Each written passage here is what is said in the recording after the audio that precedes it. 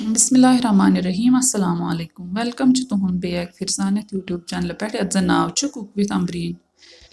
आज रनो टमाटर मटर तो aalव रेसिपी स्टार्ट करने ब्रो अगर तुम ये चैनल पे नई छो चैनल कर सब्सक्राइब तो वीडियो वो एंडस ताम चलो करो रेसिपी स्टार्ट ये मे निमित मटर बे मे गंड निमित बे मे नम aalव निम बेच निमित नम टमाटर थमित सारी चारित वह करो त्रो प्रेशरस मज तील तील युथु गरम गि अत मज त्रो aalव aalव करने फ्राई aalव तोतान फ्राई करने योताम तम गोल्डन ब्राउन गन aalव गई ये फ्राई यम वो कड़ने नबर अकिस प्लेटस पे हम पत करो अत मज गंड ऐड गंड करने फ्राई योताम तम गोल्डन ब्राउन गन गंड गई ये फ्राई वो करो अत मज टमाटर ऐड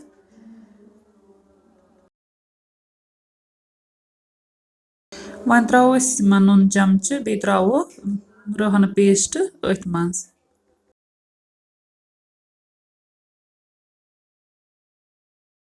यम करोक वो मिक्स असल पे तो थवोक पे ढक्कन तोतान टमाटर फ्राई कर योताम यम पूर सन तो बे नेरक तील वापस टमाटर हेतम तैयार गम हेतम सन ते तील हेतुत नेरुन वापस वो त्रो मज मसाल मज त्रो लिद्र चमचा मरचांगन चमचा बदियन चमचा शोंठ पाउडर चमचा सब्ज ٲल 2 तो दालचीन तो करो ये मसाल फ्राई वन मसाल फ्राई गसित त्रो अत मज मटर करोक यम मिक्स असल पे मटर गमित तैयार वो त्रो मज aalव यम फ्राई थम कर वो त्रो तम मज करो यम मिक्स सारी सब्जी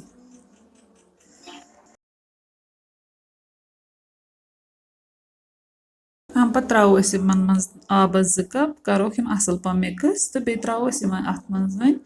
गरम मसाला पाउडर चमचा तो थो अत वो ढक्कन बंद वो करो तोतान वेट योतान 2 to 3 विसल नेरन 3 विसलो पत कोर चेक सोन यह मटर आलू तो टमाटर हज सब्जी यह तैयार गमज अत त्रो वो थोड़ा मेथ थो अमकिस ठंडस पे युथ त्रुश ग पत त्रो अत मेथ मूरित पे वो थो अत 5 मिनटन बे ढक्कन पे 5 मिनट पत तुल ठंड अत थोद सन